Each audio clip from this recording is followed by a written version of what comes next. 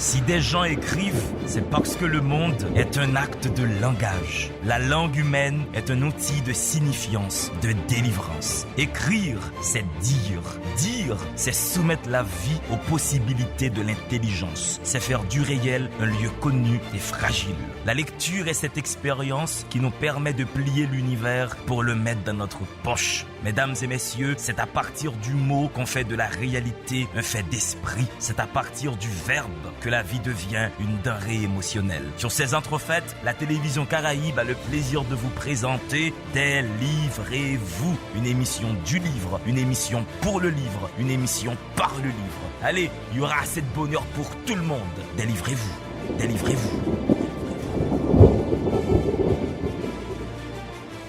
Mesdames et messieurs, c'est Délivrez-vous qui débarque sur vos écrans. Délivrez-vous pour célébrer le livre, pour saluer la culture, pour faire la promotion de l'intelligence. Délivrez-vous pour porter une parole publique sur le texte en Haïti, sur l'intellection. Je reçois aujourd'hui un diplomate. Je reçois aujourd'hui le chef de service de coopération et d'action culturelle de l'ambassade de France en Haïti, qui est aussi le directeur de l'Institut français en Haïti, qui occupe une place prépondérante dans la diffusion de la culture en Haïti. Laurent Bonneau est sur le plateau Délivrez-vous. Bonsoir Laurent. Bonsoir. Mais très élégant, je trouve. Le costume est bien taillé. On voit que tu as mobilisé les grands moyens, quoi. Je suis en forme, je suis mobilisé. Laurent Bonneau, quand tu es arrivé en Haïti, est-ce que tu savais déjà de ce pays que la littérature occupait une place importante? Une toute petite idée. Je le savais parce que avant d'arriver, j'avais quand même lu pas mal d'auteurs haïtiens et parce que pour me préparer à venir ici, j'avais effectivement fait un peu le tour sur les réseaux sociaux et sur Internet de l'ensemble des écrivains haïtiens et j'ai été particulièrement surpris par le volume et la qualité de ces écrivains. Et lorsqu'on t'a dit Haïti, on t'a dit tu pars en mission et c'est Haïti ta destination. Et qu'est-ce que tu t'es tout de suite dit? Je me suis dit que, très honnêtement, je suis venu ici parce que mon objectif était de relocaliser l'Institut français. Donc un vrai objectif culturel, un vrai objectif donc justement franco-haïtien, donc culturel. Et ça a été pour moi l'objectif principal. Donc je me suis dit, on va refaire l'Institut français et bien évidemment, on va le faire rayonner pour la culture haïtienne et pour la culture française.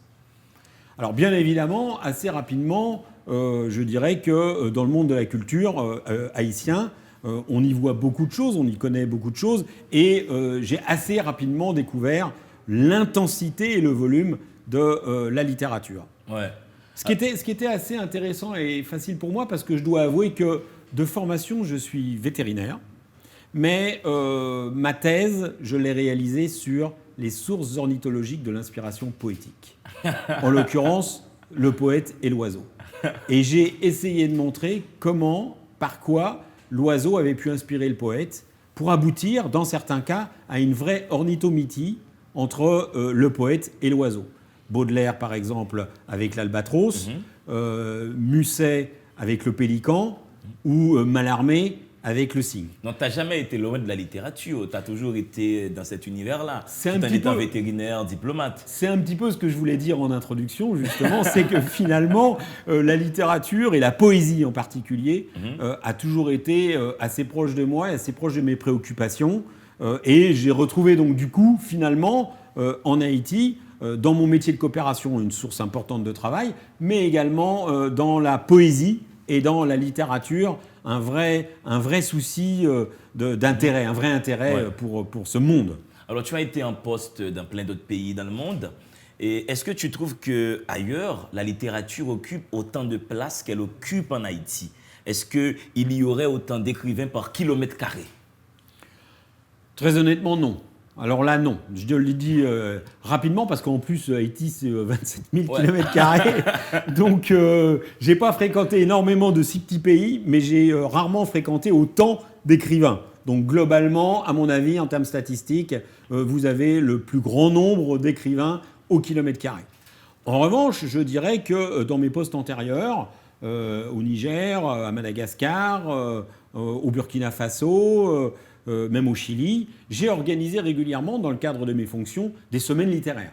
Et donc, j'ai essayé de faire, avec les Alliances françaises, avec l'Institut, avec donc une présentation, enfin disons une semaine donc de brainstorming, de réflexion sur la littérature. Et j'ai invité systématiquement des éditeurs et des auteurs, comme on a pu le faire d'ailleurs avec Carrefour des auteurs ici, l'année dernière ou il y a 2 ans, avec les Alliances françaises. Donc ça, je l'ai fait dans d'autres pays. Ça veut dire que, bien évidemment, au kilomètre carré, il y a beaucoup moins d'écrivains, mais qu'en Afrique, il y en a de plus en plus. Alors, l'Institut français existe depuis plus de 70 ans maintenant. L'Institut français occupe une place prépondérante au sein de l'intelligentsia haïtienne. Quelle est, au fait, de ton point de vue, Laurent, la mission de l'Institut français? Alors, la mission de l'Institut français, il est multiple. Le premier, c'est, je dirais, de permettre l'accès au développement de la culture et à l'épanouissement de la culture à, je dirais, la population haïtienne. Il permet également d'identifier des pépites, d'aider un certain nombre de peintres, de musiciens, de chanteurs et donc d'écrivains et c'est vrai aussi pour les alliances d'ailleurs, à pouvoir accéder à la culture et surtout peut-être développer leurs compétences. Donc ça, c'est un point important, c'est d'aider le pays, en l'occurrence là Haïti, d'être un contributeur au développement de la culture haïtienne. C'est également un promoteur de la culture française. Donc l'idée pour nous, c'est de faire en sorte qu'il y ait justement des échanges et des échos, des résonances entre la culture française et la culture haïtienne. Et je pense que pendant ces 4 dernières années, on a essayé de faire en sorte de justement mixer cet aspect de la culture française d'une part, mais aussi de la culture haïtienne par des concerts, par plein d'événements et culturels et littéraires qui ont mélangé, qui ont mixé, je dirais, des auteurs ou des musiciens français et surtout haïtiens. Laurent Bonneau, j'ai 6 ans.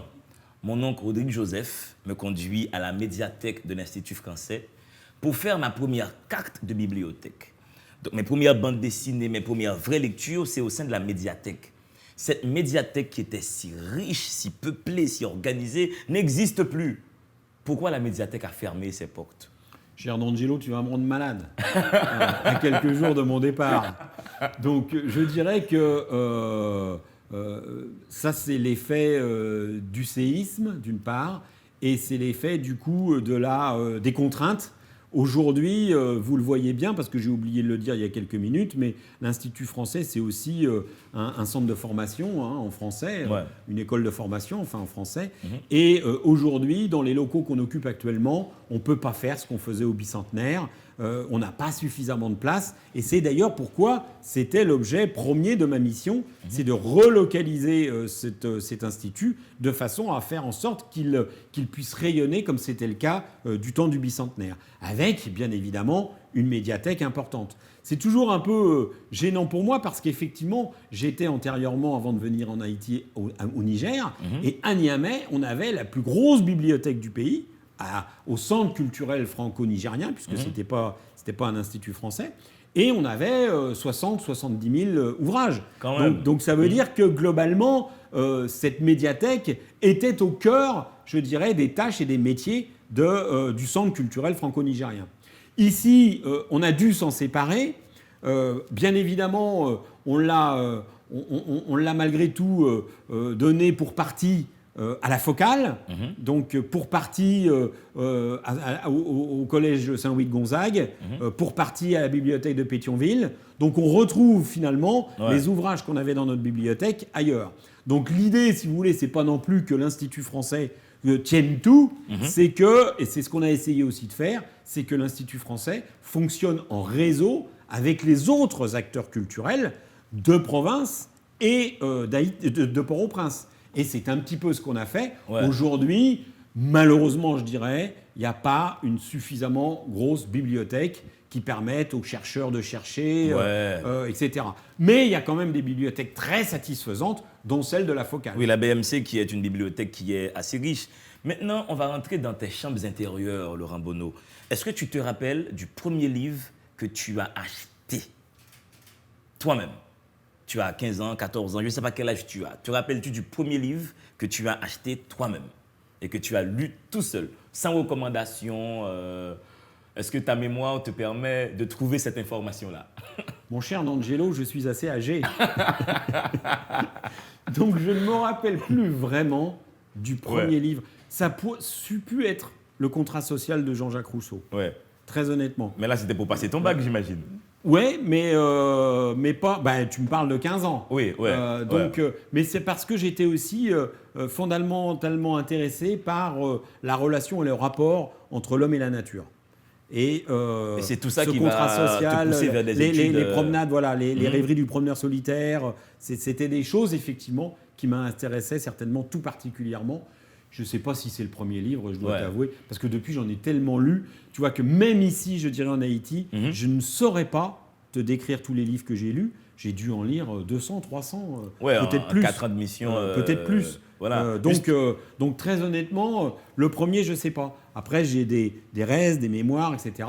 Mais le premier, je ne peux pas tout à fait te dire. Et est-ce que Laurent Bonneau a déjà dit du mal d'un livre? Et te rappelles-tu de ce livre-là?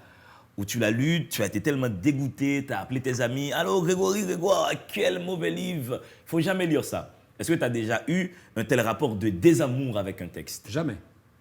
Jamais. Alors, il y a quelques livres que je n'ai pas finis. Pas forcément parce que je les détestais, mais parce que l'écriture, le texte, le thème pouvaient ne pas vraiment m'intéresser. Et puis parce que on n'a qu'une vie. Et que donc, il ne faut pas perdre de temps. Trop. Non, je ne peux pas dire que j'ai jamais détesté un livre parce que pour moi, toute la littérature, et d'ailleurs pas uniquement la littérature, enfin la littérature dans ses différentes formes, scientifiques ou les essais, etc., ça apporte toujours. On construit des mondes, et on découvre toujours des informations fondamentales à l'explication de la vie humaine et du monde qui nous entoure, à notre cosmogonie. Et d'ailleurs, je pense que c'est ça qui m'aura retenu dans la littérature haïtienne, sur lequel j'imagine on va revenir. C'est quand même que, à travers la littérature haïtienne, je pense qu'on connaît mieux, en tout cas on apprend à comprendre un peu mieux la cosmogonie haïtienne. Et quel genre de lecteur es-tu? Est-ce que tu as besoin de t'asseoir quelque part pour lire? Est-ce que tu marches? Est-ce que tu dois lire plusieurs livres en même temps? Ou bien est-ce que tu te poses sur un livre qui t'absorbe? Quelle est ton hygiène de lecteur? Alors là, c'est compliqué. Je dirais que, je lis plusieurs livres en même temps. Mais deux, j'essaye de lire à la fois des essais, donc des livres. Par exemple, en ce moment, je lis le livre de l'intranquillité de Fernando Pessoa. Mais là, il faut du temps. Oui. C'est pas un roman. Donc celui-là, il est sur ma table de chevet et j'en lis des passages de temps en temps. Un roman, je le lis beaucoup plus rapidement. En général, plutôt assis ou couché, plutôt tous les soirs, beaucoup le week-end, quand je ne suis pas trop fatigué par l'exercice de ma coopération franco-haïtienne. C'est vrai que tu diriges tout un service, ça fait aussi beaucoup de lectures professionnelles, beaucoup de projets que tu reçois, que tu dois lire, des projets que toi, tu dois faire. Mais on est Philoctète, voici le premier auteur haïtien qui est dans ton panthéon. Ah, mon homme, Adèle est habitée d'une chaleur subite. La chemise de grosse toile orange joue dans ses cheveux, flotte sur ses lèvres, lui soupèse les seins, flatte son ventre, l'enveloppe, lui serre les reins, palpe ses cuisses, presse son sexe, presse, entre en elle, entre, la pénètre, l'habite, la fouille, la possède. Ah, mon homme, il sortait de la pluie comme né de la pluie. Lui seul se mouvait dans l'étrange fixité de Thomassique. Il portait ce jour-là sa salopette et communiquait son rire, son enthousiasme, sa vie. Il sortait de la pluie comme une église, une fête, une récolte. Quel est ton point de vue sur le français littéraire haïtien? Diffère-t-il du français littéraire canadien, du français littéraire français? Est-ce qu'il y a une exclusivité francophone haïtienne dans la manière d'écrire? Je dirais qu'il est créole déjà. Ouais. Donc, surtout chez Philo peut-être là maintenant. Ouais. Donc créole, c'est-à-dire coloré, imagé, mêlant concret, réalisme et hallucination. Donc avec des épithètes variées, denses.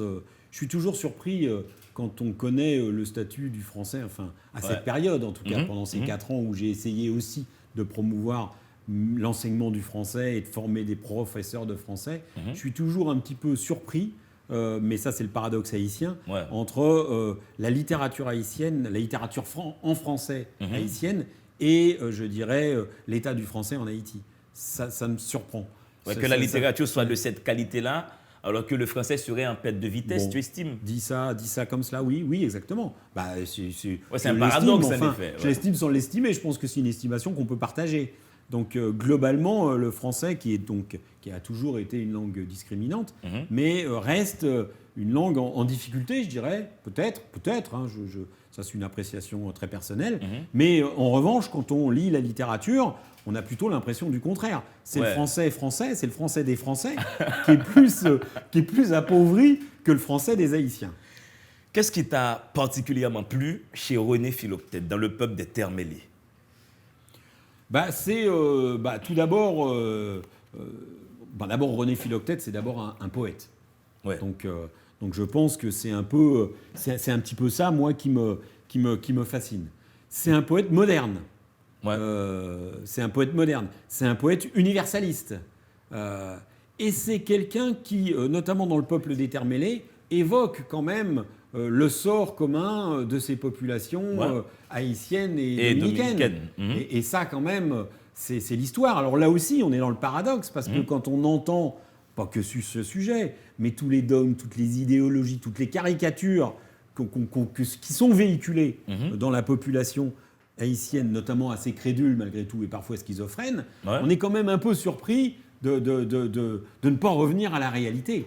Et la réalité, pour moi, Ouais. c'est ce qu'écrit René Philoctète. René Philoctète, tu as lu sa poésie aussi, tu es tombé sur Marga. Ouais. Ouais. J'ai lu sa poésie. Alors, il n'y a pas que de lui, mais sa poésie est quand même doucereuse, imagée, riche, dense. Elle me plaît. René Philoctète, il dit le rose, mon poème, des échancrures de ciel saoulé. Il dit l'été, piqûre d'abeilles au sein des fleurs. Il dit de toi des choses rares, ton rire, jet d'eau dans le bassin. Laurent Bonneau est sur le plateau, délivrez-vous. René Philoctète est sur notre langue, ça se passe sur la télévision Caraïbe. Allez, respirez, à tout de suite. Si des gens écrivent, c'est parce que le monde est un acte de langage. La langue humaine est un outil de signifiance, de délivrance. Écrire, c'est dire. Dire, c'est soumettre la vie aux possibilités de l'intelligence. C'est faire du réel un lieu connu et fragile.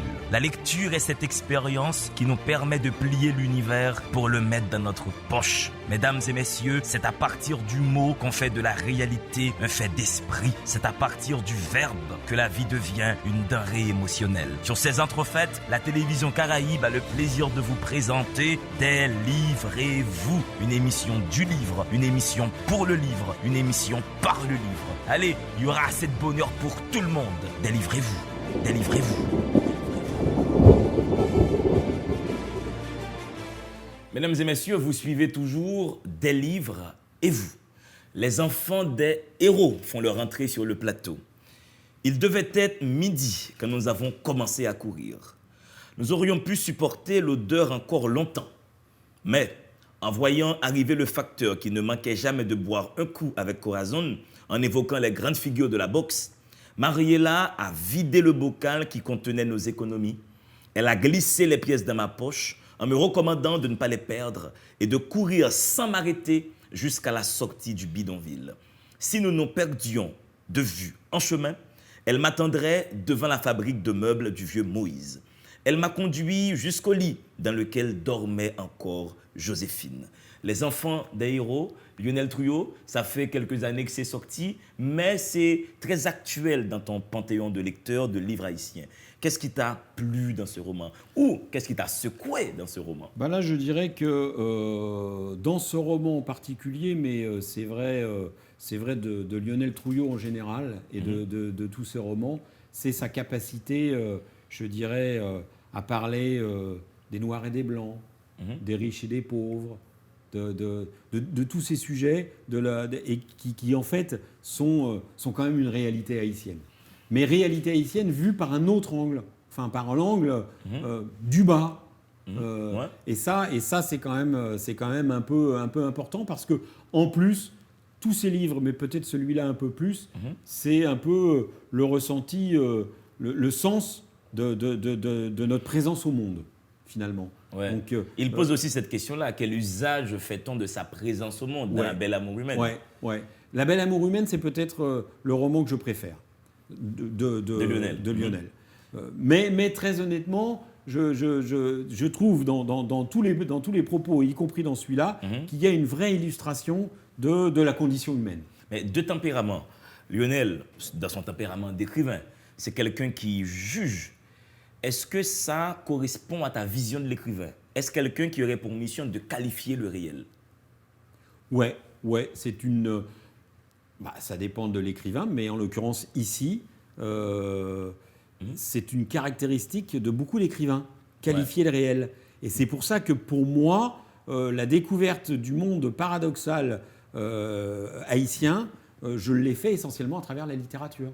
Je pense que la littérature m'a permis de mieux qualifier le réel. Je pense que Haïti est un pays un peu obsédant, donc dans la mesure où on y perd un peu nos repères. On n'y parle pas tout à fait la même langue. Le bréviaire, par exemple, administratif occidental, élection, droits de l'homme, démocratie, tout cela sont des termes qui ne sont pas forcément explicités, les mêmes. Et c'est pareil pour les fruits. Figue, banane, abricot, cerise, coco. Je crois qu'on ne parle pas de la même chose. Très honnêtement. C'est vrai que les figues que vous avez en France, c'est parce qu'on a ici. Non. Donc, bien évidemment, qualifier le réel, c'est important. Dans ce monde où on perd un peu nos repères, je trouve que c'est un peu, on a des difficultés dans le dialogue qu'on a avec les Haïtiens à comprendre le réel. Ouais, et du coup, la littérature serait haïtienne, une porte d'entrée sur Haïti. Ouais, pour moi, parce que pour moi, Haïti, c'est un peu la société haïtienne, c'est un puits sans fond de paradoxes, d'irrationnel, d'énergie, de merveilleux, de tout, quoi. Ouais. Mais aussi de cruauté, d'ailleurs. Et très honnêtement, on le voit dans la vie quotidienne, ça ne s'exprime pas vraiment dans le dialogue haïtien, mais par contre, ça s'exprime très particulièrement dans la littérature, et notamment dans la littérature contemporaine. Absolument. Est-ce que tu es tombé sur des textes soit critiques sur le vaudou, ou des romans dans lesquels le vaudou occuperait une place importante? Un de mes écrivains les plus appréciés, pour moi, perso, c'est Gary Victor. Ouais, et Gary Victor, du vaudou, il t'insère. Tous les polars vaudous, Dieu soit loué Azémar, je ne suis pas prêt de l'oublier. Très honnêtement, je pense qu'il restera jusqu'à la fin de ma vie dans un petit coin de ma tête, parce que quand même, Soro, Saison de porc, Cure et Châtiment, pour ne citer que ceux-là. Il a toujours, là, c'est du danse. Et là, on voit une image... Et puis bon, alors, en plus, Gary Victor, il a écrit énorme sur mauvaise éducation, sur l'éducation, sur... mais il a une imagination sulfureuse, Gary Victor. Mais le vaudou est campé d'une façon dans les romans de Gary Victor. Tu as des personnages qui peuvent se métamorphoser en bœuf. Comment toi, tu apprécies ça comme vétérinaire? Penses-tu que quelqu'un, un être humain, beaucoup d'Haïtiens pensent que c'est possible? Penses-tu qu'un être humain peut se métamorphoser en chien ou en bœuf? Bien sûr. J'adore la certitude avec laquelle tu me dis ça. Mais très honnêtement, j'ai longuement travaillé au Togo et au Bénin.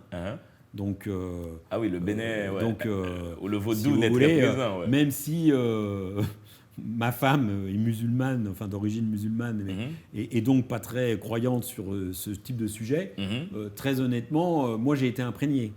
Donc, ce que tu es en train de me demander, c'est t'es-tu désaxé un peu par rapport à ton éducation, à ta société, par rapport à ta société. J'ai passé mon temps et une grande partie de ma carrière, parce que j'ai fait plus de 30 ans à l'extérieur de France, à me désaxer.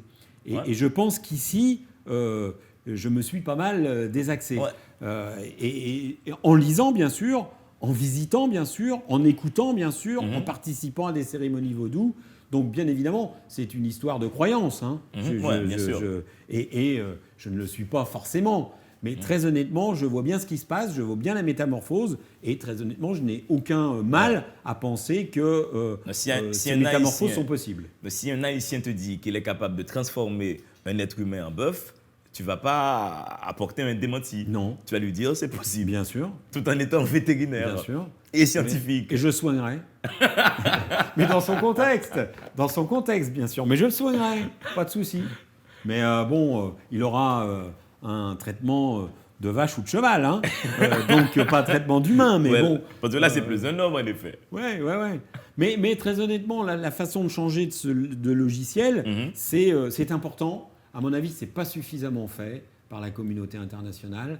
Et c'est quelque chose qui est indispensable pour essayer de comprendre. Et alors, je parle en particulier de cette société haïtienne que je décrivais un petit peu tout à l'heure, un peu schizophrène, un peu compliquée, avec des rapports humains difficiles, enfin, ambigus, paradoxaux. Il nous faut changer de logiciel pour arriver à comprendre. Alors, c'est peut-être un peu pourquoi, finalement, je suis assez content à quelques jours de mon départ d'être invité sur ce tableau, puisque j'ai compris que c'était « Délivrons-nous ». C'est exactement ça, le jeu. Délivrez-vous. Moi, je vais peut-être me délivrer du logiciel dans lequel vous m'avez introduit progressivement. On t'a mis dans quelque chose. Hein. Des fois, je suis moi-même surpris. Il y a des choses que des Haïtiens comme moi me disent, des choses qui seraient possibles dans le réel. Je suis choqué, surpris. Ce matin même, un collègue s'est tué à me faire comprendre qu'il y a vraiment des loups-garous. Il y a des gens qui se métamorphosent le soir et qui marchent sur des tôles. Le mec, il était tellement sérieux, Laurent, j'ai presque eu peur de lui dire, mais c'est pas possible. Il y croyait, mais tellement. Mais en fait, c'est de ça dont je te parle. Ouais. C'est-à-dire que la conviction est telle par la personne qui te parle que tu ne peux pas lui refuser absolument cette croyance-là. l'accès à... Voilà. Tu sens une honnêteté spirituelle. Ouais. Bon, après, ça fait partie des contraintes du pays, des contraintes de développement du pays. Oui. Et là, je ne parle pas alors que de la religion vaudou et que de ses croyances. Il y a bien d'autres croyances, notamment religieuses, que je n'évoquerai pas forcément, mais qui sont peut-être des contraintes, je dirais, au développement, au leadership, à la réalité. J'imagine que tu as lu Gouverneur de la Rosée, de Jacques Roumain, où justement ce recours à la métaphysique tout le temps nous empêche de nous concentrer sur de véritables projets de développement. Tout va être fait par une loi, par un esprit, par une énergie supérieure, et on refuse de nous mettre à la tâche.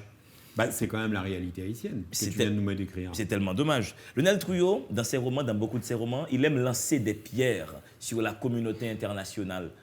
Quel est ton point de vue sur ça? Sur les ONG, sur les missions étrangères. En général, ça c'est un peu le problème international et haïtien. Il n'a jamais tort, pour moi. Donc c'est-à-dire qu'il n'y a pas de fumée sans feu et tout ce qu'il dit a une part de vérité. Ça c'est clair.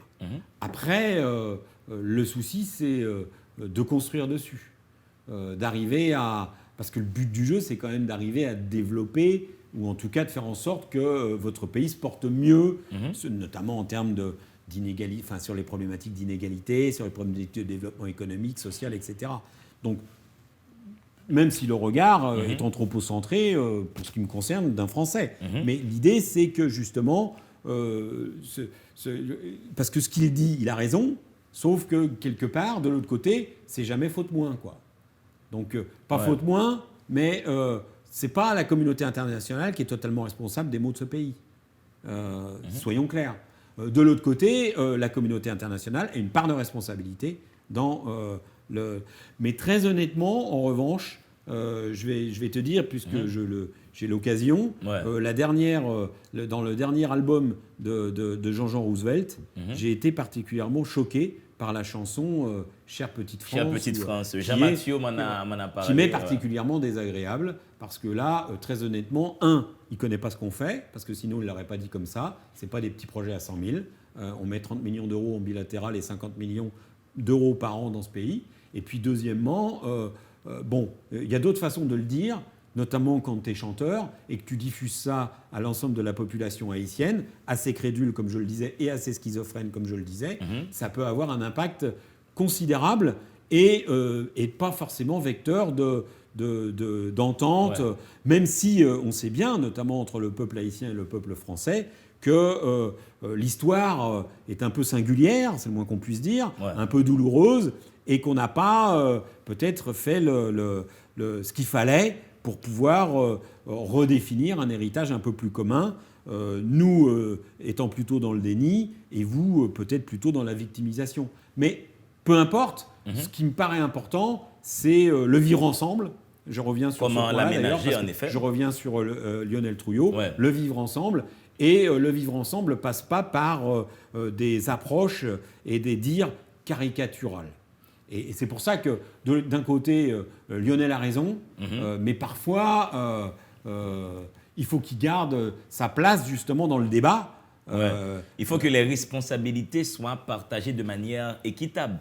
Il est vrai que très souvent, nous autres Haïtiens, nous ne répondons pas à l'appel, nous n'arrivons pas à nous colter à nos problèmes. Voilà.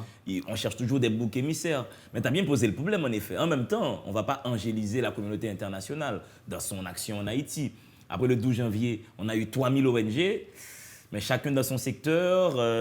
Il n'y a pas eu une cohésion de groupe, le travail était fait. Mais... je ne l'ai pas dit tout à l'heure, mais en deux mots, puisque on s'éloigne de la littérature. Et je ne veux pas faire de politique. C'est pas une émission politique. Voilà. Mais Haïti est aussi pour nous un pays dérangeant, parce que l'aide publique est totalement inefficace dans ce pays. Et on a une part de responsabilité partagée là aussi. Partagée sur l'ensemble des sujets. Mais globalement, c'est quand même l'un des pays où l'aide publique, pour moi, est à la fois caricaturale, cynique et inefficace. Même si, et à notre niveau, et moi-même en 4 ans, je fais un bilan assez positif d'une multitude d'activités que j'ai menées, même si je n'ai pas construit mon institut français, reconstruit, j'ai fait une multitude d'activités très intéressantes, très positives, au service de la population, du gouvernement, etc. Mais quand même, là, Haïti reste un pays dérangeant pour nous parce que finalement, il exprime très clairement les limites de l'aide publique au développement. Mais le pays ne se développera pas avec l'aide publique au développement. Il se développera avec des banques. Il se développera quand on aura la capacité d'investir au plan public ou privé. Donc ce n'est pas l'aide publique au développement qui va développer ce pays. Ça, soyons certains. Parce que dans l'histoire contemporaine, aucun pays n'a été développé avec de l'aide publique au développement. Mais non. Il faut d'autres énergies, il faut d'autres synergies pour basculer le pays dans la modernité. Retournons en littérature.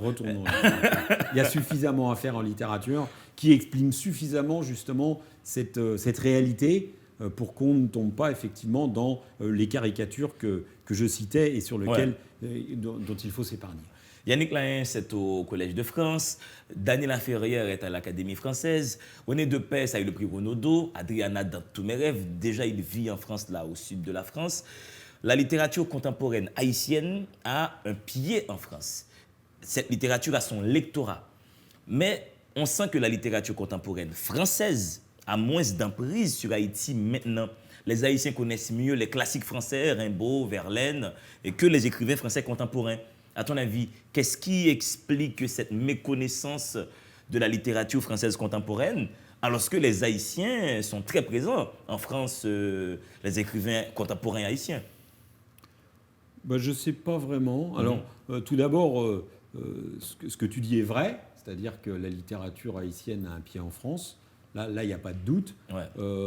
Et d'ailleurs, je te le disais il y a quelques minutes, j'ai désormais une liseuse sur laquelle je trouve beaucoup et de plus en plus d'ouvrages haïtiens. Donc, mon vrai problème, en fait, pour faire simple, c'est, en quittant, c'est de ne plus avoir accès à quelques éditeurs haïtiano-haïtiens.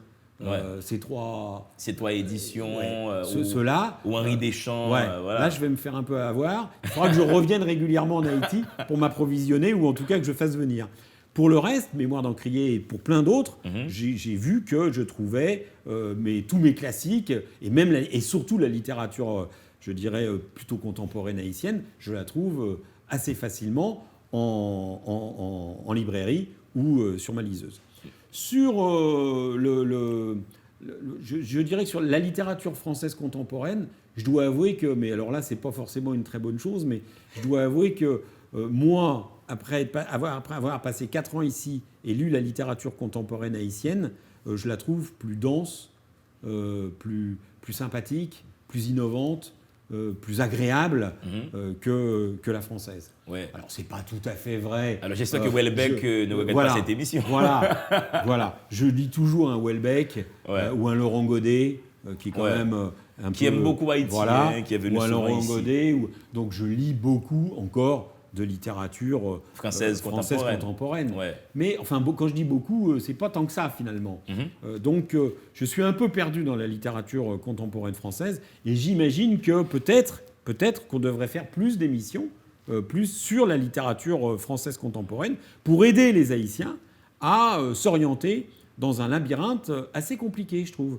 Ouais. Il y a encore en France une production contemporaine énorme, annuelle, Oui, elle est énorme. avec tous ces prix, etc. La rentrée littéraire, c'est des milliers d'écrivains. Ouais. Ouais. Alors, je dirais qu'elle ne touche pas le public haïtien, mais elle ne touche pas non plus un grand public français. Alors, j'exagère, évidemment, sur les volumes, mais très honnêtement, en tout cas, moi, ce que je pense, c'est que tu devrais avoir un rôle peut-être plus important d'explicitation du labyrinthe, ou en tout cas... comment on s'y retrouve, quels ouais. sont les classiques, les Ouais. écrivains à ne pas manquer. Ouais, voilà. les principaux prix, les écrivains à ne pas manquer, ceux qui ont été... Voilà. Ça, je pense que c'est important et que c'est pas forcément facile. Alors, je dis ça parce qu'en plus, quand vous allez dans une librairie, ici, contrairement à beaucoup de pays d'Afrique, on a des librairies de qualité, mais les livres, même s'ils sont beaucoup moins chers qu'en Afrique, même les livres de poche, ils restent quand même assez chers. Donc aussi, il faut faire l'économie des choses. Et donc, orienter les gens pour qu'ils achètent les 2 bons livres ou les 3 bons livres de littérature française, c'est fondamental. Oui, il faut une vraie politique publique du livre pour que le livre soit accessible aux petites books. Tu as croisé la jeunesse haïtienne pendant ta mission ici, des jeunes de 20 ans, 21 ans. Tu les as vus passer à l'Institut français. Tu croises des jeunes en France quand tu pars en vacances. Tu en as croisé en Afrique. Et je voudrais mettre en comparaison la jeunesse française et la jeunesse haïtienne. Est-ce que ces 2 jeunesses sont à égalité dans la lecture? Est-ce que les 2 lisent? Les 2 lisent de moins en moins. Il reste une jeunesse française, mais une jeunesse comme la jeunesse haïtienne, très mordue de livres, de littérature. Peut-être plus en Haïti, très honnêtement, mais je sais pas, je peux pas comparer en termes de volume. C'est pas les mêmes populations. Très honnêtement, là que quand vous allez à Livre en ouais. Folie ou quand vous allez à la foire, la Delmas, le salon du livre de la DNL. Là, vous êtes impressionné quand même par le lien entre les écoles et la littérature, l'accès à la littérature en créole ou en français. Là, vous êtes impressionné. Quand je vais au salon du livre à Paris, je vois moins de jeunes. Voilà. Donc pour moi, je suis incroyablement choqué, impressionné par les jeunes et leur appétit pour la littérature. Et d'ailleurs, je voudrais, au cours de mes 4 ans, j'ai passé mon temps aussi à faciliter la diffusion d'ouvrages. Alors, j'avais un projet qui s'appelait 100 000 livres. Et d'ailleurs, c'était plutôt 100 000 livres par an. L'idée, c'était de distribuer 100 000 livres par an, soit à un prix raisonnable, soit gratuitement, dans un réseau de bibliothèques efficace. Bon. En fait, on en a donné entre 10 et 15 000 par an. Donc, dans notre réseau, réseau d'écoles partenaires, réseau des alliances, réseau de bibliothèques. Donc, on peut faire mieux. Et je n'aimais pas, là, par exemple, il y a 25 000 livres qui nous attendent à Arras que je vais donc aider à transporter pour pouvoir les distribuer ici. Je pense que la littérature ici a de l'avenir, les livres aussi, du coup. Et je pense que les jeunes, haïtiens en tout cas, sont certainement plus intéressés par la littérature que les Français. Après, ça dépend un peu des publics, des milieux et tout. Parce que très honnêtement, vous allez aussi au salon du livre à Paris, c'est vrai qu'il y a moins de, il y a moins de jeunes, très jeunes. Par rapport à Haïti, mais il y a des jeunes quand même. Et puis il y a beaucoup de gens qui lisent. Énormément.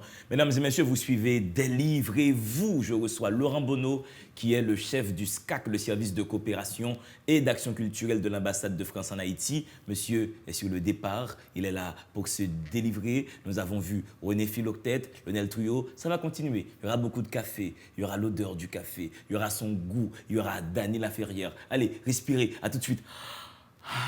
Si des gens écrivent, c'est parce que le monde est un acte de langage. La langue humaine est un outil de signifiance, de délivrance. Écrire, c'est dire.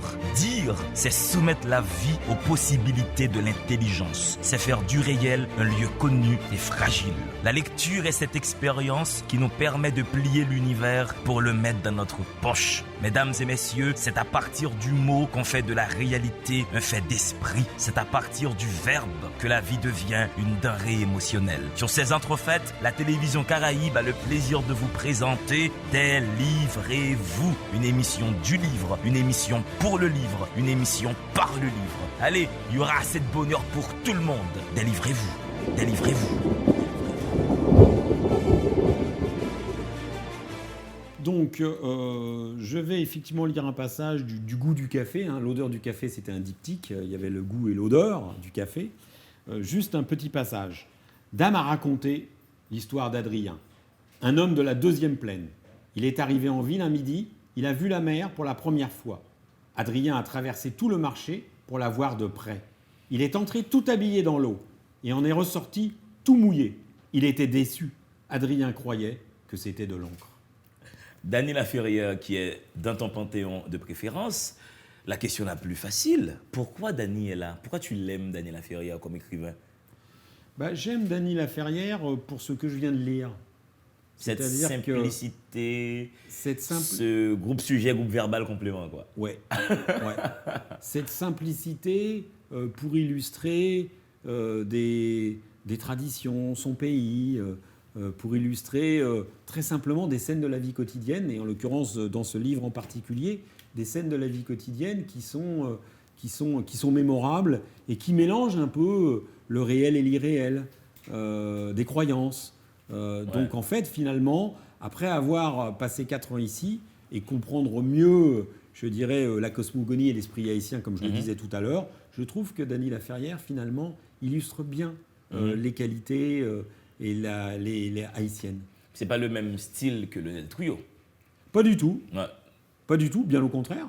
C'est vraiment une autre C'est même écriture. pas du tout. Mais c'est peut-être aussi l'intérêt de la littérature haïtienne, bon, contemporaine ou pas, mais quand vous lisez Lionel Trouillot, quand vous lisez Yannick Lahens, Gary Victor, Dany Laferrière, ou bien d'autres, ou René Depestre, vous avez affaire à des littératures foncièrement différentes. C'est une littérature à géométrie variable. Oui, voilà. Ouais. Quand vous lisez Jacques-Stéphane Alexis ou effectivement Depestre, on est plus effectivement dans le réalisme merveilleux et dans tout ce qu'il a de magique. L'espace d'instillement. Enfin, peut-être que Jacques-Stéphane Alexis, c'est celui qui m'aura le plus C'est imprégné. quoi, Parce que là, il y a des messages considérablement importants qui passent. Et dans une littérature, il faut parfois lire plusieurs fois pour arriver à bien comprendre le mélange et séparer le bon grain de livret ou le merveilleux du réel. Et ça, c'est quand même... Ça, moi, on lit pas en France. Enfin, j'ai pas l'impression. C'est pour ça que je trouve que, moi, la littérature contemporaine française va m'ennuyer un peu. Donc, c'est par rapport à son parti pris thématique, par rapport à sa stylistique. C'est pour ça que cette littérature contemporaine française t'ennuie un petit peu? Ouais, les deux. Je pense que la littérature haïtienne est plus imagée, la syntaxe est plus moderne, plus diverse, plus variée, et puis les thématiques. Finalement, en associant ce que je viens de dire sur les aspects réalisme et merveilleux, la découverte finalement du monde haïtien qui est quand même assez particulier, donc singulier, dirons-nous, je dirais, c'est quelque chose d'important, c'est quelque chose qui motive, donc tu lis vite. Bon, je trouve que les thématiques françaises, c'est parfois un peu raplapla. Bon, ça dépend, hein, faut pas, je ne généraliserai surtout pas. Ouais. Dany Laferrière, il est au fauteuil numéro 2 de l'Académie française, grande cérémonie avec son épée, les bas. Et comment toi, tu as vécu ça, qu'un écrivain haïtien, le goût du café, l'odeur du café, je suis fou de Vava, qui est né à Petit Goave, comment tu as vécu qu'un écrivain haïtien rentre dans l'un des espaces les plus prestigieux de la France? Je dirais que c'est merveilleux. D'abord, ça explique que la littérature n'a pas de frontières. Mais très honnêtement, on pourrait aussi dire que dans le même genre, vous le savez, Yannick Lahens vient d'inaugurer la chaire des mondes francophones du Collège de France. C'est énorme. C'est énorme. Ouais. Je veux dire, et pour y dire quoi? Que Haïti est rentré dans la modernité en 1804. Moi, j'ai quand même mis 4 ans pour le comprendre. Donc en fait, j'ai mis 4 ans pour comprendre ce qu'elle vient de démontrer, avec force et efficacité, c'est que finalement, Haïti en 1804 a pensé l'impensable et l'impossible. Et il l'a fait. Donc ça, c'est quand même Et effectivement, du coup, s'est mis au banc de la communauté internationale occidentale et est devenu ce qui est Haïti aujourd'hui. Donc la situation d'Haïti aujourd'hui est parfaitement cohérente avec son histoire. Mais il n'empêche qu'Haïti est rentré dans la modernité en 1804. Et ça, c'est dit par une Yannick Lahens devant des Français au Collège de France. Ouais. Donc très honnêtement, enfin en tout cas moi du coup j'en suis un peu fier par ma population avec mes citoyens de ce Collège de France qui s'ouvre au monde, notamment au monde francophone bien sûr, mais qui s'ouvre au monde. Et monde francophone avec monde au pluriel, francophone au pluriel, c'est pour dire que la francophonie elle est plurielle, elle est multidimensionnelle. Exactement. La francophonie elle vit, elle est multidimensionnelle et que je pense, puisque s'il y avait aussi un message à faire passer, c'est celui-là, c'est que Haïti est aussi un pays francophone. Alors évidemment, on le ressent à travers sa littérature, on le ressent moins dans la vie quotidienne, mais très honnêtement, cette francophonie, il ne faut pas la voir uniquement comme justement un mal ou la victime ou un sceptre de guerre. De 1800. Il faut aussi que la francophonie soit un vecteur de connaissances, de développement, de promotion de l'haïtien et d'Haïti. Et je pense que et Dany Laferrière et Yannick Lahens au Collège de France illustrent parfaitement ce qu'est Haïti, ce que peut être Haïti. Moi, mon seul souci, c'est que les écrivains haïtiens, notamment qui vivent en France, puissent largement communiquer et être au moins aussi connus et appréciés dans leur pays. Je vais te taquiner, Laurent Bonneau. Et j'imagine que tu as rencontré plusieurs fois un monstre, l'illustre monstre haïtien, Franck Etienne. Qu'est-ce que tu penses de Franck Etienne, peintre, de Franck Etienne, écrivain, de sa conversation? Comment il est pour toi comme artiste? Quelle représentation tu as de lui? Alors c'est un monstre, au sens figuré du terme, mais il est tellement polyvalent, il représente tellement Haïti, il est tellement sage que finalement, pour moi, on dit souvent qu'en Haïti, il n'y a pas de leadership et de leader. Ça devrait en être un. C'est une étoile. Carrément. C'est l'étoile polaire pour les Haïtiens. Donc très honnêtement, pour moi, Franck Etienne, c'est un peu l'étoile polaire. Et c'est aussi le modèle d'écrivain haïtien qui s'est construit, mais in vitro, qu'en Haïti. Il a laissé Haïti, il avait plus que 40 ans, la première fois qu'il a laissé l'île. Complètement. Et ça se voit. Et ça se comprend. Et d'ailleurs, très honnêtement, du coup, moi j'ai parfois du mal à rentrer dans sa littérature. Je le dis gentiment, mais je le dis parce que je suis assez franc en général. Et des fois, c'est un petit peu difficile de rentrer dans sa littérature. Mais c'est son monde. Et là, on rentre dans le fameux monde que je décris, qui est ce monde haïtien. On sent que cette littérature que fait Franck Etienne est à la mesure d'Haïti. Autant qu'on a du mal à comprendre des fois ce qui se passe en Haïti, le champ des paradoxes, Franck offre une littérature qui est presque une totale reproduction du chaos haïtien. Exactement. Déjà, il le dit lui-même, il développe une esthétique du chaos. Mais c'est exactement ça. Cette esthétique du chaos, c'est l'illustration pour moi d'Haïti. Et pas toujours très simple à lire, un peu comme Jacques-Stéphane Alexis d'ailleurs. Pas toujours très simple à lire. Mais je pense que là, on y est. On est au cœur du chaos et de son esthétique. Tu n'as pas lu que des écrivains, que des littéraires haïtiens. Tu as rencontré des essayistes haïtiens, des scientifiques haïtiens. Mais on sent que la littérature a quand même le pas sur les scientifiques haïtiens, sur les essayistes. Comment tu expliquerais ce, entre guillemets, décalage? La littérature a plus de place, la littérature a plus de lumière. Oui, c'est vrai. La littérature a plus de lumière et j'ai lu plus d'écrivains littéraires que d'essais. Mais j'ai quand même lu pas mal de livres sur l'histoire. Jean Casimir et bien d'autres.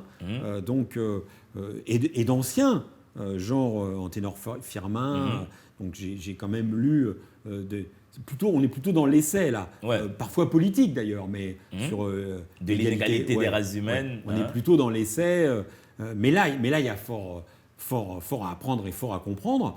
Mais également dans des essais un peu plus récents, effectivement, le mystère vaudou de Laënnec Urbon. Laënnec Urbon, justement, on en parlait au micro, pour comprendre le vaudou haïtien. Mais qu'est-ce qu'il est important, Laënnec Urbon? Le vaudou, oui, exact. Alors, il n'est pas le seul, mais Laënnec Urbon est quand même une personne clé pour effectivement comprendre le vaudou.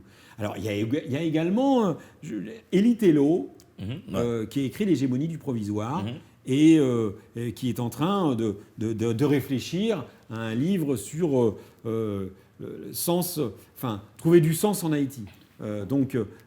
Les Haïtiens ont du mal à se donner du sens, à trouver du sens, à s'autodéterminer. Et ça, on le ressent depuis.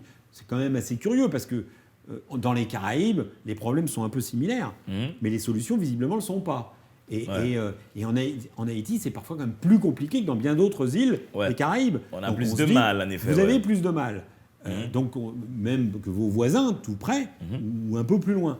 Donc il y a un vrai souci à essayer de... Et je trouve qu'il n'y a d'ailleurs pas suffisamment de travaux, de recherche anthropologique ou d'anthropologie sociale. Or, pourtant, l'anthropologie, ici, ça explique tout. Parce que quand tu commences à parler anthropologie, tu commences à mieux comprendre quelles sont les relations entre chacun des acteurs et chacun des personnages. Les Haïtiens se connaissent tous.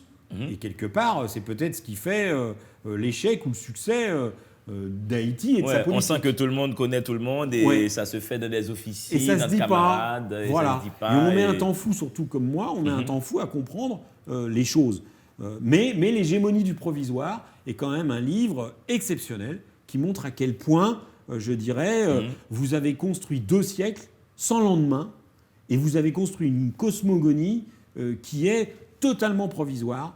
Donc il n'y a rien de définitif. Ouais. Et c'est ce que je retiendrai, moi, en quittant ce pays, c'est que finalement, les Haïtiens se complaisent volontairement, se plaisent d'ailleurs plutôt, dans le provisoire, parce que, évidemment, ça entretient le chaos et ça entretient, je dirais, une certaine difficulté, anarchie. Mais de l'autre part, ça permet toujours de pouvoir innover, imaginer le coup suivant. Donc, vous ne vous bloquez pas. Si tu veux, moi, quand je rentre en France, je vais avoir du mal à conduire. Je vais avoir du mal à marcher. Je vais avoir du mal à... Parce qu'ici, je l'ai fait autrement. C'est-à-dire qu'on conduit d'une autre façon, ici. On communique d'une autre façon au volant. On peut le dire. Et des fois, il faut balancer un petit mot à l'autre. mais très honnêtement, je n'ai jamais trouvé autant de plaisir qu'à conduire en Haïti. Alors ça, c'est paradoxal, mais c'est tellement doux. La conduite est douce. Bon, faut pas se toucher de trop. La conduite est douce. Donc, en France, ça n'a rien à voir. Bon, ici, tu gères les motards aussi quand tu conduis. Tu gères les motards, ils sont pas très précautionneux, ça fonce. Oui. Donc, ce que je veux dire, c'est que finalement, vous avez monté un monde très particulier. Donc, et cette hégémonie du provisoire montre combien il y a eu de présidents, combien il y a eu de premiers ministres, et on le voit bien. Combien il y a de ministres. Moi, très honnêtement, je suis là depuis 4 ans. J'ai vu 3 présidents et 4 ou 5 premiers ministres. Donc c'est assez intéressant. Du coup, ça doit être compliqué pour toi de collaborer, de poser une aide publique au développement réellement. Si tu n'as pas de vis-à-vis stable. Tout à l'heure, j'ai dit que Haïti était un pays dérangeant parce que l'aide publique est inefficace. J'ai dit que c'était partagé, très honnêtement, sans aucune stabilité politique, économique et sociale. C'est impossible de mettre en place de l'aide publique au développement. C'est un des facteurs d'échec de l'aide publique au développement. Et effectivement, tu ne peux faire que des petits coups, des petits projets pilotes, etc. Mais après, tu changes tout le monde d'interlocuteur. Un grand projet sur 5 ans, un vrai projet sur 10 ans, tu ne peux pas parce que tu n'as pas une machine politique stable qui va assurer le suivi. Tu auras 4 ministres ou 5 ministres, quoi, sur 10 ans. Donc c'est compliqué. Mais quand même, donc ce que je dis, c'est que la littérature un peu d'essai est importante en Haïti. Elle n'est pas suffisamment documentée, notamment en termes d'anthropologie. Elle n'est pas suffisamment lue, mais elle devrait s'enrichir et elle devrait vous servir. Il y a aussi, il y avait un livre qui avait été fait, Refonder Haïti. Refonder Haïti, Post-séisme, avec Pierre Buteau. Oui, avec Pierre Buteau, avec Lionel Trouillot, ils étaient tous là-dedans. Voilà. Et ce livre était assez intéressant, malgré tout. Je ne suis pas sûr. Moi, je suis tombé dessus par hasard. Et d'ailleurs sur ça, mais je ne suis pas sûr que ce livre soit suffisamment utilisé. Oui, pas très distribué en effet, malheureusement. C'est ça qui manque des fois. Tu as des essais de qualité qui sont faits sur Haïti, mais tu as un bug dans la distribution de cette publication. Et là, très peu d'Haïtiens ont accès à ces documents-là. Exactement. Donc je trouve que sur ces travaux anthropologiques, ces travaux, etc., ça devrait être davantage fait et surtout davantage diffusé. Maintenant, sur la francophonie, Laurent Bonneau, sur la façon dont les Haïtiens parlent français. Moi, à chaque fois que j'arrive à Paris, j'apprends toujours de nouvelles formules, de nouvelles expressions. Le taf, par exemple, ça m'a pris quelques minutes pour comprendre de quoi on parlait. On sent que le français qui est parlé ici est beaucoup plus posé grammaticalement, beaucoup plus organisé, une syntaxe rigoureuse. L'haïtien est dans une correction grammaticale telle que son français est comme un livre. Est-ce que toi, comme, on va dire, directeur de l'Institut français en Haïti, également à côté du SCAC, est-ce que tu estimes que le français haïtien, tel qu'il est parlé, n'évolue pas tel qu'il évolue en France ou en Belgique ou en Afrique? Je dirais qu'effectivement, le français haïtien est trop académique. Et c'est certainement lié à ce qu'on disait tout à l'heure, c'est-à-dire qu'il est discriminant. Donc, pour parler français, il faut le parler bien. Et si tu le parles mal, tu es mal perçu. Avec des subjonctifs, et tout de suite. Très honnêtement, curieusement, les surettes ne sont pas forcément totalement appréciées, si je peux me permettre. Mais le mot surette, tu l'as appris ici, j'imagine. Oui, je l'ai appris ici. En France, ça n'existe pas, une surette. Ça n'existe pas. Donc je l'ai appris ici. Ouais. Et j'ai effectivement découvert à quel point le français était discriminant. C'est pour ça qu'effectivement, on essaie de le parler bien. Mais à mon avis, c'est une erreur. Le français doit être parlé et adapté au pays. Ouais. Et donc le français devrait être beaucoup plus innovant, mobile, changeant qu'il ne l'est en Haïti. On sent qu'il est presque statique, ce Ouais. français. On sent que l'haïtien parle comme s'il était au XVIIIe siècle, des fois. Statique, c'est ça, c'est Ouais. conservateur. Hein. Ouais. Donc, et ça, c'est pas bon, c'est dommage. Mais ça, c'est l'affaire des Haïtiens. Ils n'ont pas rendu leur français suffisamment populaire. Ouais. C'est Parce le bon que- mot. Suffisamment capable de faire vivre ensemble. Ouais. C'est un Français qui discrimine. Et c'est C'est vrai pas que un ça Français pose, qui fait vivre ensemble. Mais le problème posé, c'est qu'après, et c'est un peu ça le problème, parce que c'est pas un problème que du français, c'est aussi le problème du créole d'ailleurs. Et c'est dans le bilinguisme que les choses doivent mieux se construire. Oui, il faut un bilinguisme équilibré parce que quand moi je vais en Afrique, au Bénin par exemple, eh bien, les chauffeurs de moto me parlaient en français. Les marchands de fritailles, comme on dit chez nous, me parlaient en français. Mais en Haïti, on sent que le français n'a pas ce même statut. Oui. On n'a pas fait du français une langue populaire, justement. Oui. Et ça, le problème se pose dans la didactique du français. Oui, et de l'autre côté, oui, ça c'est vrai. Et c'est là-dessus qu'on veut travailler, nous, justement, sur l'enseignement du français, sur la didactique, pour essayer de le faire évoluer. Mais de l'autre côté, le créole aussi. De l'autre côté, si tu veux, le problème, c'est qu'il faut qu'il y ait un vrai bilinguisme équilibré et assumé, de façon à ce qu'on puisse aller à l'école avec le créole, et puis passer peut-être progressivement au français, éventuellement. Mais pas tout en français dès le plus jeune âge.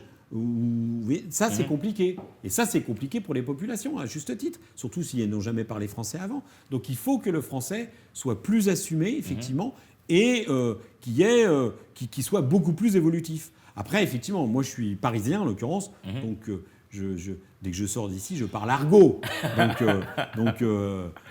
Et tu l'as on gardé parle de ton Paname, argot? on parle pas de Paris. C'est Paname, ouais. Mais tu l'as gardé ton argot au bout de 4 ans ici, à rencontrer beaucoup d'intellectuels haïtiens, beaucoup de coopérants haïtiens.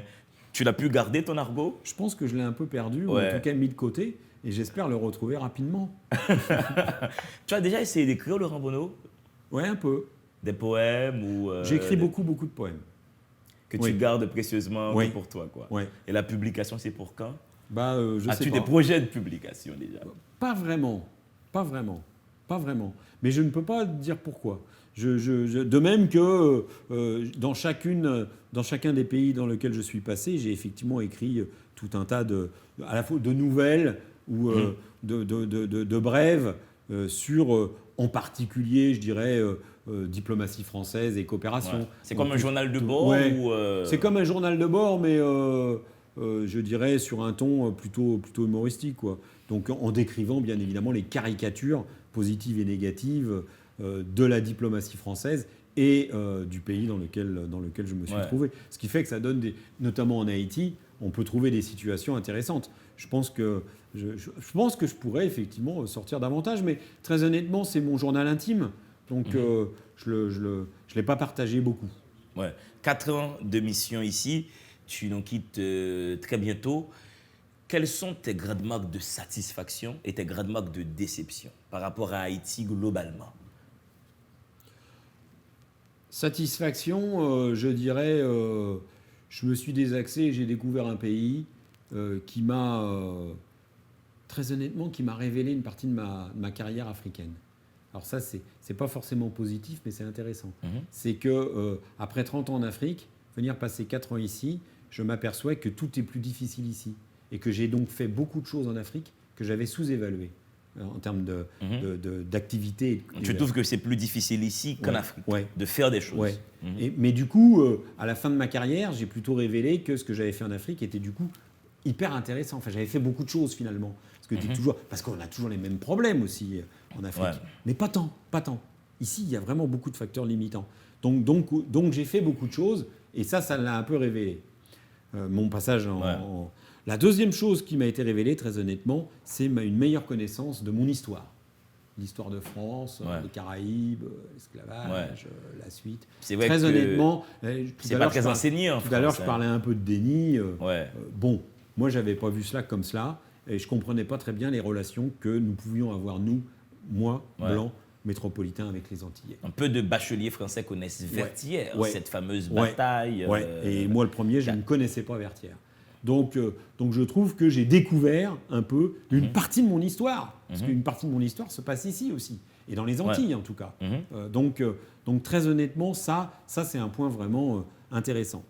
Et puis, bien évidemment, j'ai découvert une population et donc une littérature et donc des modes de faire incroyables. Je pense que vous enrichissez la planète dans le genre chaos. Après, si je suis déçu, c'est parce que je pense que j'ai fait 10% de ce que j'espérais faire. J'ai un atout considérable, j'ai beaucoup d'idées. Mais j'ai quand même ici eu beaucoup de mal à les mettre en place. Il y a des irritants, beaucoup de facteurs de blocage. Et donc je reste un peu frustré. Je reste aussi frustré par le fait que ce que je viens de dire là à l'instant, je trouve que le monde universitaire ne l'est pas assez, qu'il n'y a pas suffisamment de recherche. Le monde universitaire haïtien. Oui, le monde universitaire haïtien ne l'est pas assez.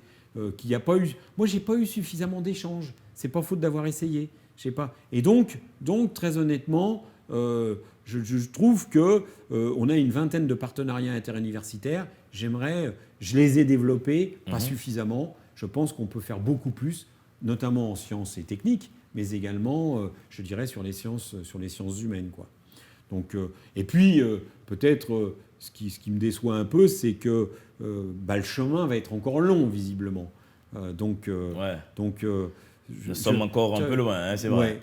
Donc, il y a 4 ans, pour moi, c'était finalement un peu plus facile qu'aujourd'hui de travailler en termes de coopération.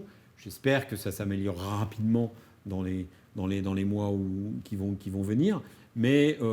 en tout cas, ce n'est pas une déception, mais c'est une petite frustration sur le fait que le chemin sera encore long. Et ce n'est pas très grave, hein, c'est aussi peut-être l'avenir d'Haïti. Mais je suis peut-être tombé un peu trop tôt ou un peu trop tard en Haïti. Mais peut-être que tout le monde se dit cela. Parce que ici, le rythme est très lent. Donc en l'occurrence... Alors, soit c'est trop vite, soit c'est trop lent. C'est jamais de la manière dont ça aurait dû être. Donc, je pense que pour faire 4 ans efficaces ici, il faut rester 8 ans. Je reviendrai donc certainement. La littérature aussi, au moins, va t'aider à revenir. Les enfants des héros, Lionel Trouillot. Le peuple des Terre-mêlés, René Philoctète. Le goût du café, Daniel Laferrière. Voici donc parmi toutes les recommandations de lecture de Laurent Bonneau, mon invité, les principaux livres qu'il faudra garder et qu'il vous invite à lire. Laurent Bonneau, qui est le chef du SCAC, le service de coopération et d'action culturelle de l'ambassade de France en Haïti, qui est aussi le directeur de l'Institut français en Haïti. Merci d'avoir accepté mon invitation. Merci D'Angelo. On va faire poser Kilti très bientôt. Et là, tu vas parler créole. Parfait, c'était un plaisir. Des craintes. Voilà, mesdames et messieurs, c'était Délivrez-vous sur vos écrans. Je remercie l'équipe technique de la télé qui me permet de débarquer toutes les semaines sur vos écrans. Je vous dis gardons bonheur. Dans le monde, il doit y avoir 2 êtres. Délivrez.